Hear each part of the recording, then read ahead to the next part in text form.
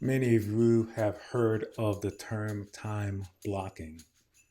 And so it's something that's very prevalent out there in the productivity space. And it's really around taking those things that you have to do and putting them on your calendar, quite frankly. So, on one of our previous videos, I talked about the 1-3-5 method. What's the big thing for today? What's the next three things? And what's the next five things? One of the things that I do all of the time is that big thing for the day that I need to get done. I put it on the calendar.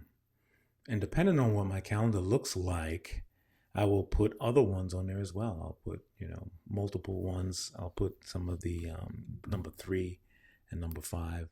I'll put all of those in there just so I can see what's happening. So that usually works out well for me. So I would tell you that when you're thinking about what do you need to get done in a day, what I find for most people is that they use their calendar as a place for meetings. And it should be. It should be a place for meetings, but it also should be a place to do the important things in our lives. It should be the key place for the stuff. A calendar means things for you, not things for others. And so putting what you need to do in a day is key. Now, here's a tricky thing that I've learned about time blocking is that many calendars, so if you're using a calendar at work or your personal calendar, it may put a default time on there. Think about that when you're trying to do what you need to do. Is it going to take an hour or half an hour? Or, this is the thing that I don't know if many people talk about, is that sometimes that big thing of the day requires you to have certain energy throughout the day to do it.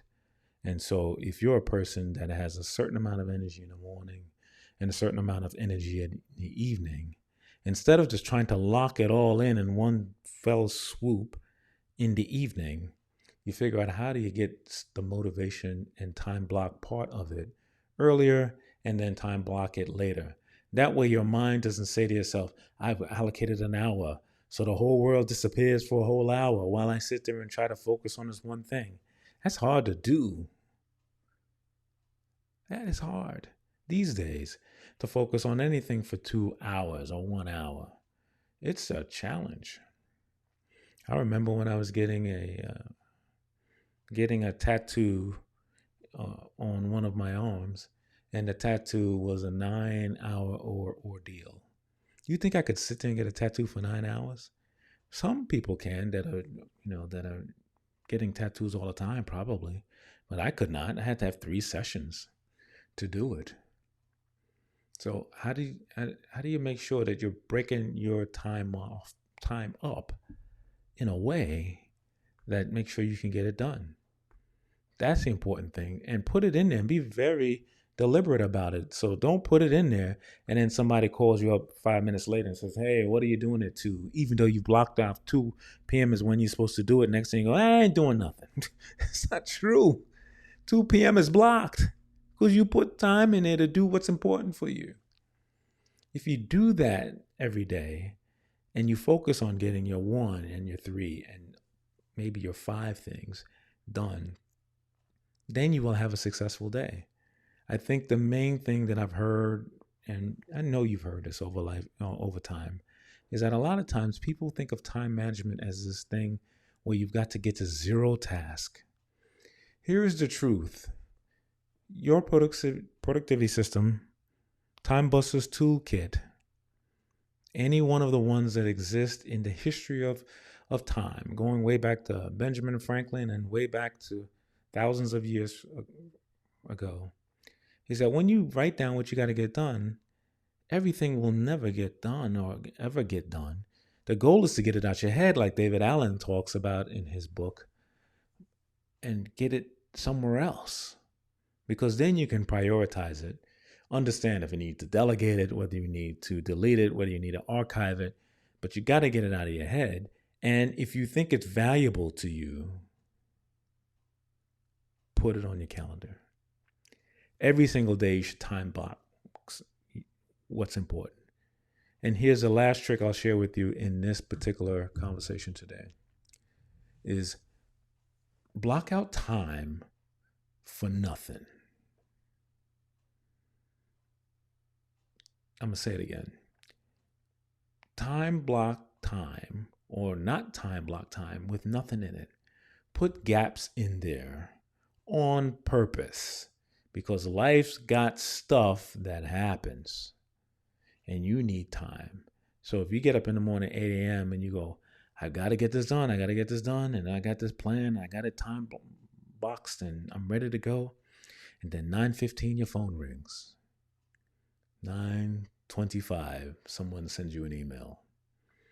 9:45, someone sends you a text. 10:30, somebody calls you again. You need space. You need margin in your day. And in a previous episode, I also talked about episode and video. I also talked about relationships. So someone in your life might show up at some point in the day. And if you got no time for anybody, then that wouldn't make sense. Time block the important stuff and not time block time for you. Put stuff in there that's important. If you need to check your email every day, put that in there. Put some routine things in there. But if you're supposed to exercise every day at 7 a.m. and something happens and one day you can't exercise at that time, do not consider your day a failure. That's stupid. That's not true. Don't make yourself be so rigid about your own time. It's the thing that you're doing that's important. And time boxing just helps you to guide your day a little bit. Hope you guys found this valuable. Hope you subscribe. Please subscribe. I really want to share this with so many people. I've had so many people come to me in my life like, hey, dude, how do you get that done? How do you run this organization, that organization, invested? Because if I'm doing something, I'm invested in it. And they're like, how do you do that? And it's all around my learning of productivity. And I am not, no one will ever be a person that says, I got it all figured out. I've got every single angle about it. The cool thing about productivity, just like with any other discipline in life, is it's a constant learning. And a lot of times people shy away from it because they go, oh, man, that sounds like work to do that. It's not, man. Just pick one thing you got to do tomorrow or the day after. And then put that on your calendar. To start with that. And as you grow and you start to learn what your capacity is, and you say, oh my gosh, I can get more of the important things in my life going,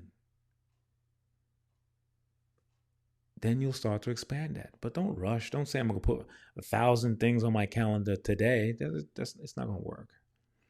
But start off, because your life is daggone important. Don't let somebody else run your life. If you don't put stuff on your calendar, or you don't have a list, and then everyone's just telling you what they want you to do throughout the day, that's not cool. That is not a knowledge work of the 21st century. You might as well go back to some foregone or bygone era when we human beings didn't get a chance to dictate where we wanted to go. Where when we got up and when we were born, our life was 100% dictated by somebody else. That is not now. That is not you. It's not me. So do what's important for you. Put it on the calendar, because your calendar is important. So also check out my videos on what's on my iPhone. I've got one coming up on what's on my iPad, and then I'll start to dig into some apps for you and some applications that I use that are successful. I will not try to reinvent the wheel. There's fantastic people out there that do this. Carl Pauline, Francesco D'Alesso. I forgot what the guy's name that does Notion. I think his first name is Tiago. Lots of great people out there who are doing fantastic productivity things. And I will try to link them all inside of this message so you can see it. So this is Winston. Take care of yourself. Take care of the people you love. Love them. And like the minimalists say, manage stuff and love people. Take care. I will talk to you all very soon.